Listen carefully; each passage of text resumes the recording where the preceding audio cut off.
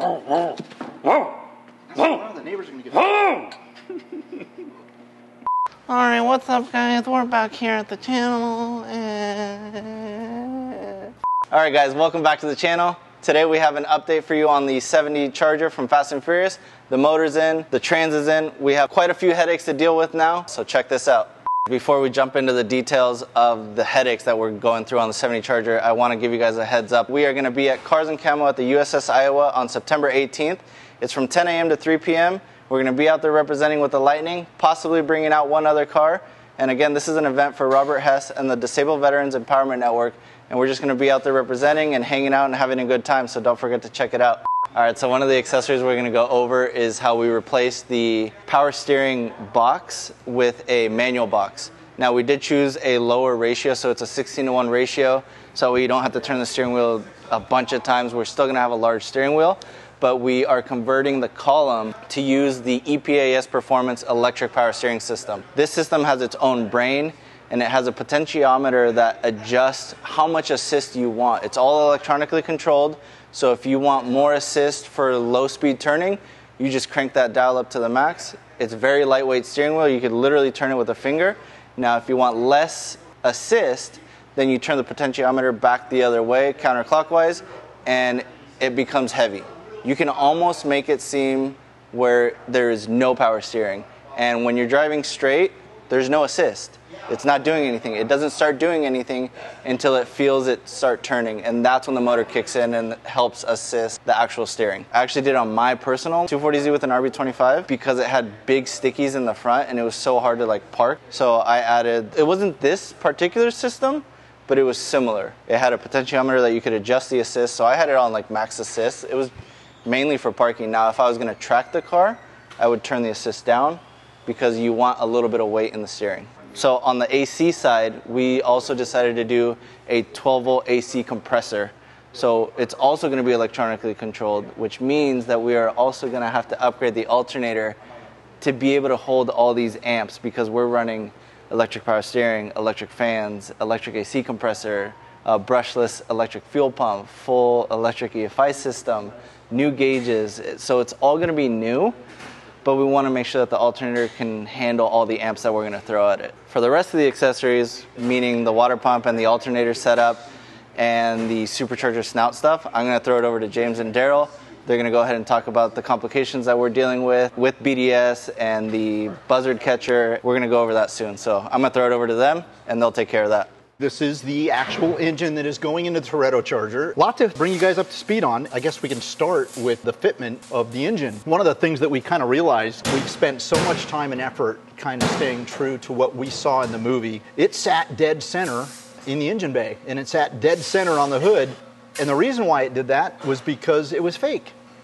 It's really challenging putting all this effort into creating a real car based on cosmetically movie inspired. I hope you guys can appreciate that. Yeah. Because the amount of work that we're putting into this build, just so that it'll look like the movie car, and that movie car was never meant to be a blown Henny car. It was just all for aesthetics. Adrian brought something to my attention earlier in the week, and that was, hey, I hate to burst your bubble, but this engine is not going to sit perfectly flat on the hood. Not only not is it going to fit flat, but it's not going to fit center. The motor from here to here, from here to there, is 2.5 inches to that side. Why is that?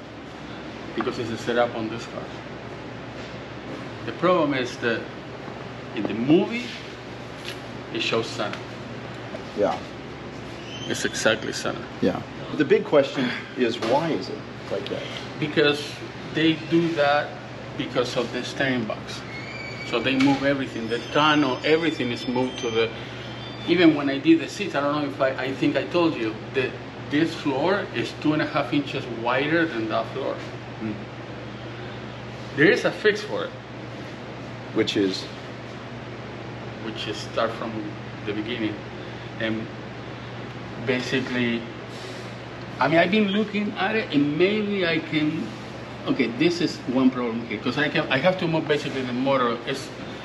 So from here to here is 2.5 inches more. So I have to half of that move, inch and a quarter. So I have to move this inch and a quarter here. You can tell here. You see this is the center? Yeah. Look at where it is. So that has to be on top of that. Yeah. That's a lot. Inch and a quarter, it's this much. Yeah. So it is, let's say if we do this, we leave this subframe, this is pretty close, but it's doable just to notch this, add a little bit piece here. This will be no problem. We can, I don't know if we can what's go. What's that going to do to your transmission and your That's what I'm saying. floor? So then, not on the front, not so much, but on the rear, I will have to widen the tunnel this way, basically inch and a quarter. But when I'm doing that, I can actually correct the slant on the motor too. Oh, wow. So if we do that, we can correct everything how you want it, or really close. Now, Yeah. on the hood also you have those two air escape or whatever. Right. So on one side you're gonna see like a bigger gap on the other side. Way bigger gap on the other. So it's gonna be noticeable on pictures. Yeah. I just have to tell you that because so you should know. And if you, whatever you say, we just go for it or not. But I just need to, because I don't want you to. We cut the code. Oh, what? Why is all off? So guys, this is what these are the demons in my head. Thanks, Adrian. All right, let's do it. And you could change the angle, as the pitch much angle? as I can, and then we'll see how much I can. Okay. I'm not sure how much, but yeah, because you could opening the tunnel, it frees me up a little bit, so I can actually work with it. I can guarantee that it's going to be perfectly flat. Okay. But it will be a little better. Better than this, 15 degree or whatever degree this is right now. I mean, it'll look better. The way it's sitting right now, the degree in which this engine sits back towards the firewall, you put the hood on it, and the blower is going to clearly be sunken in the rear, whereas the movie car, although it being faked, it was dead even. I want to kind of bring the back of the motor up, and we were trying to figure out how to do that. But now that we're going to be making some provisions and some modifications to the floor, not to mention the subframe, it sounds like we're going to be able to accomplish both things, which is awesome. I was devastated. I did not want the buzzard catcher to sit like this, and of course I certainly didn't want it to have it sit way over to the passenger side. And he's not moving the tunnel, he's literally just widening the tunnel. Okay. So I was thinking more about the engine, because that steering box in there is big. It's like about the size of a SR20 engine. Well, you're thinking of the power steering box. Oh, is that it? So the manual steering box is a little smaller. Gotcha. And the problem is the header actually kind of gets in the way, and so we're going to have to make enough room to move that over so that the engine in fact sits dead center. Everything's going to look symmetrical. It's going to be like centered this way. It's going to be pitched more at a correct angle. Appropriate moving angle. I know all this just to stay true to our mission. So that's what it takes. Where are we at on? So I'm going to BDS today, and this is all going to help Adrian with even the hood placement. I'm going to go get the buzzard catcher. Okay. I'm going to go get the accelerator, which is that adapter. It looks like a forward-facing spacer, but it's actually an adapter. It's 2 inches. 2 inch. I believe it's 2 inches, and it adapts the big buzzard catcher bolt pattern down to an 871 bolt pattern. Oh. Everything bolts together. Got it. Right? We don't have to cut and weld making another adapter. Thank goodness they have something. They said it's to put a big and ugly is what he referred it to. Yeah, well, you put a big and ugly onto a 871 or a 671, And I was like, cool. Did BDS say that? Yeah. And I get it, because BDS has some really nice intakes. I mean, their bird catchers are smaller. They're way better looking. Well, their systems are all designed to work together, right? Yeah. And that was another thing. Alex told me we're going with big injectors, 1300 cc. So I called Nate over at BDS, and he's like, oh, yeah, I got to machine those to fit a different injector plate. So we can't go with the original injector plate that we had gotten from Joe. So we're getting a new injector plate, we're getting new injectors, we're getting fuel rails, all machined to work together. I will go over to Joe probably tomorrow and get the supercharger and that drive. So we have everything on the front. We got to pick up the bolts too from. Yeah, everything that we need to get this exactly where we want it. Yeah. Woo-wee! It is hot out here in Southern California today, but you know what?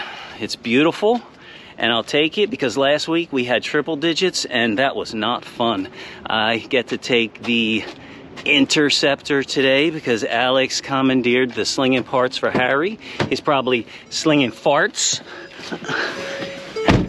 We're going to head over to Anaheim. We're going to stop by BDS. We're going to pick up those parts that me and Daryl were talking about earlier. We're going to hand them off to Adrian so he can continue with the mock-up. I'm going to pick Nate's brain for a few minutes over there at BDS because we were talking about flow characteristics of that buzzard catcher on an 871 so we don't run into any problems with that thing idling correctly. So come on along with me. I'm going to grab the mandatory cop sunglasses to wear while I'm cruising in the Interceptor. Let's go enjoy some high volume traffic together.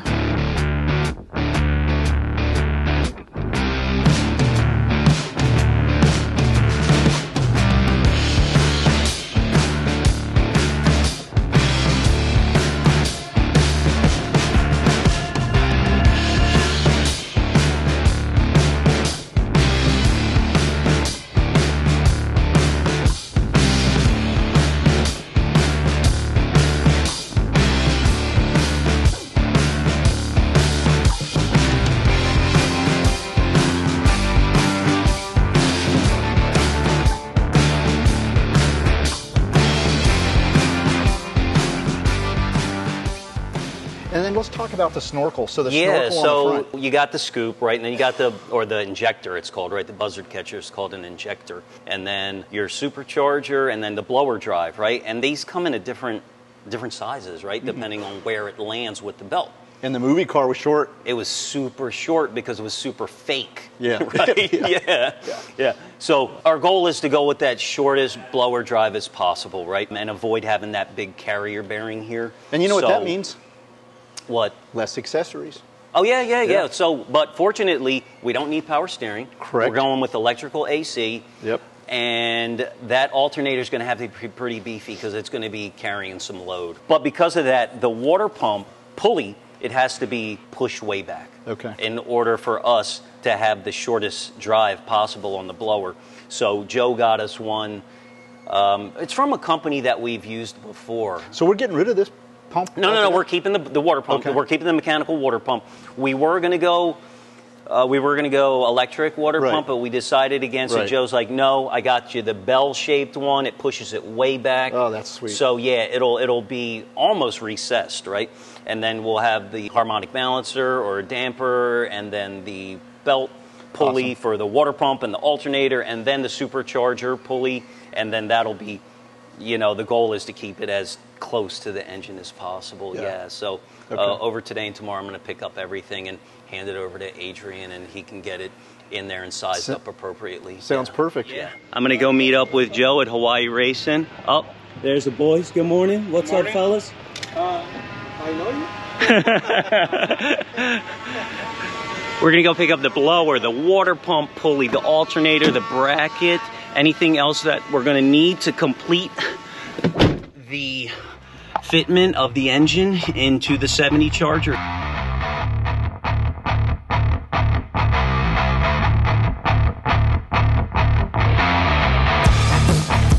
This place here, Donut Star, their donuts are always fresh and poppin'. I think they're open till like 11 at night. The pop is in the back. He's the master chef creating all the delightful goodies. I'm gonna hop in here real quick and grab one for the road.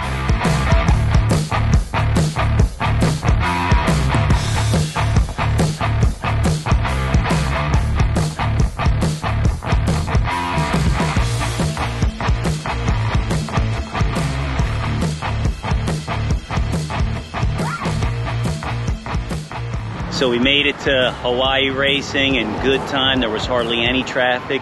The trip was beautiful. Hope y'all got to enjoy some of that scenery with me. Let's head inside and get with Joe.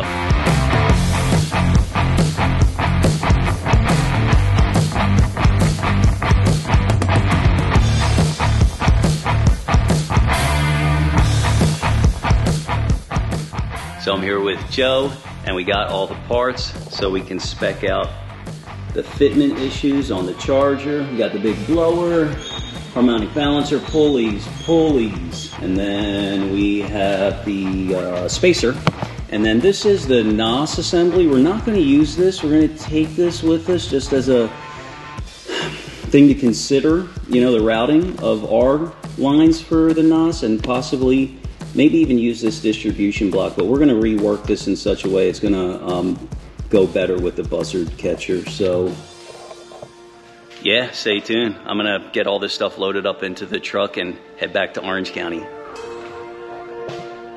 Thanks, Joe. Appreciate it always, man. Take care. Thank you. Yes, I made it back to Just Driven HQ, and the traffic was absolutely soul-crushing. The precious cargo has arrived intact. Let's go ahead and get it unloaded. Look at this. Look at that. Look at that monster. Look at this thing, right? Look at that. Monstrous. Let's go ahead and get it unloaded. Once it gets in its final position, then we're going to pull the hood out and we're going to try to identify exactly where we start making cuts to that hood. That's going to be fun. That's going to be fun. The key right now is just to stay focused. Adrian's been killing it. The fact that we're widening everything in there to accommodate this monster to sit dead center in the car is just a testament to our efforts trying to keep it looking like the car in the movie. Yeah. We have the Enderley buzzard catcher finally, and I want to see it. I haven't seen it yet. It's been going back and forth to BDS and from Hawaii Racing. So we're going to open that up. I know a lot of you guys are saying, well, wait a minute, wasn't the original blower a Mooney hand blower? Yes, it was. However, since we're running a fuel-injected 572, looks very similar to the Mooney ham, but it's going to work with the drivetrain we've selected for our use in this car. And of course, the buzzard catcher is going to fit on top of that. So let's open that up and take a peek.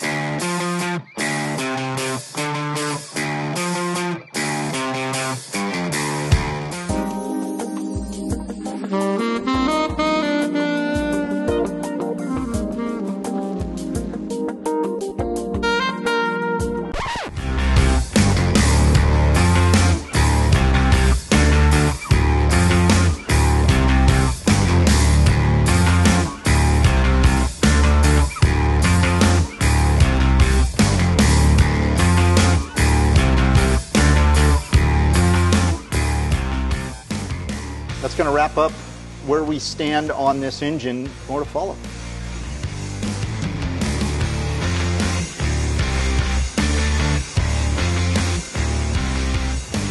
It just makes me smile. I can't. It's so big.